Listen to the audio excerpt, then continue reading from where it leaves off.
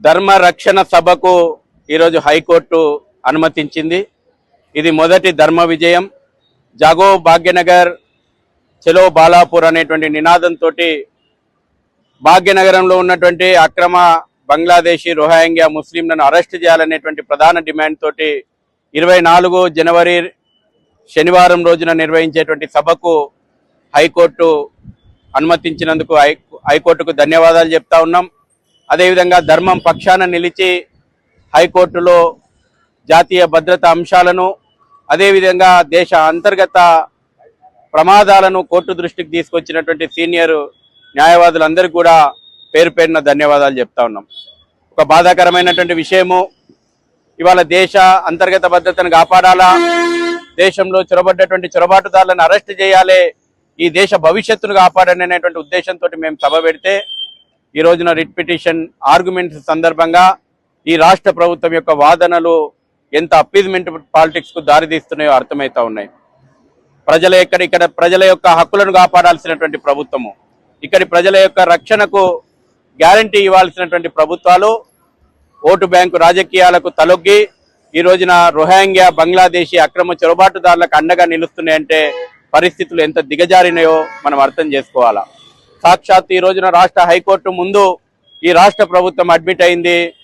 బాలాపూర్, కేవలం ఒక బాలాపూర్ లోపల, అంటే మేము సభ నిర్వహించేటువంటి బాలాపూర్ లోపల 8,000 పైచిలకు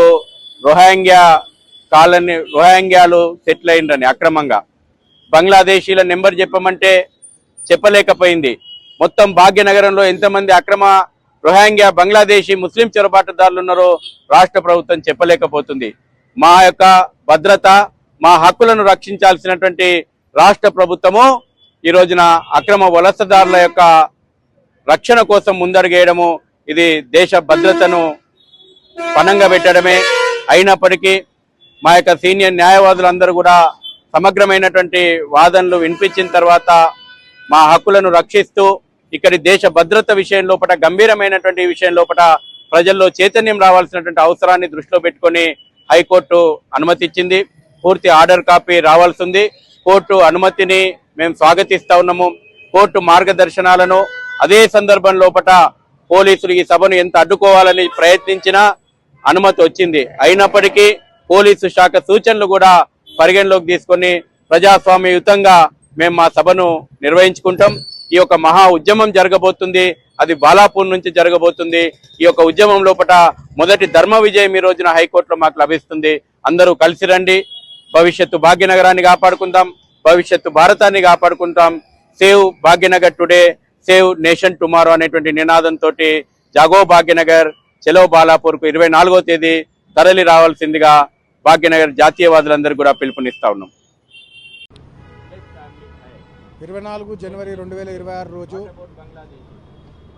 భాగ్యనగర్ గణేష్ ఉత్సవ సమితి గణేష్ సేన ఆధ్వర్యంలో తలపెట్టినటువంటి ధర్మరక్షణ సభకు పర్మిషన్ ఇవ్వాల్సిందిగా 9వ తారీఖు రోజు హైదరాబాద్ సిటీ పోలీస్ గారికి లెటర్ పెట్టినప్పటికీ ఆ పర్మిషన్ శాంక్షన్ కోసం పెట్టినటువంటి లెటర్ పైన ఎటువంటి నిర్ణయం తీసుకోకుండా 12 రోజుల నుండి తాత్సారం చేస్తున్న సందర్భంగా నిన్న మేము భాగ్యనగర్ గణేష్ ఉత్సవ సమితి తరఫున హైదరాబాద్ హైకోర్టులో ఒక రిట్ పిటిషన్ ఫైల్ చేయడం జరిగింది.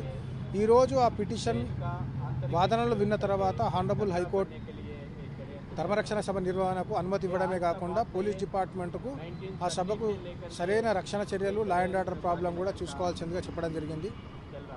విచిత్రమైన విషయం ఏంటంటే ఈ వాదనల సందర్భంగా పోలీస్ డిపార్ట్మెంటు, స్టేట్ గవర్నమెంటు సభా స్థలం నుంచి 500 మీటర్ల దూరంలోనే రిఫ్యూజీస్ ఉన్నారు, రిఫ్యూజీస్ పేరు మీద ఉన్నటువంటి రోహింగ్యాల క్యాంప్స్ ఉన్నాయి కాబట్టి అక్కడ లా అండ్ ఆర్డర్ ప్రాబ్లం వస్తే అవకాశం ఉందని చెప్పడం చాలా సిగ్గుచేటు.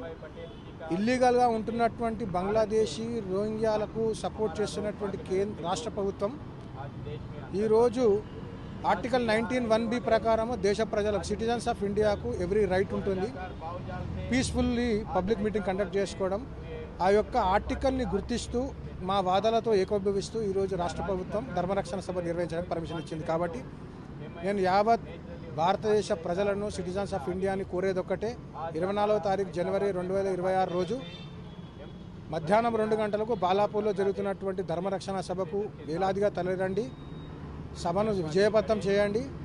దేశంలో ఉన్న ప్రజలకు ఇల్లీగల్గా భారతదేశంలోకి చొరబడి ఇక డెమోగ్రఫిక్ చేంజెస్ చేస్తూ నేషనల్ సెక్యూరిటీ థ్రెట్గా ఏర్పడ్డటువంటి ఈ బంగ్లాదేశీలను, రోహింగ్యాలను ఐడెంటిఫై చేసి వెరిఫై చేసి డిపోర్ట్ చేయాల్సిందిగా మనం పిలుపునిద్దాం. రండి, తరలిండి. ధన్యవాదాలు.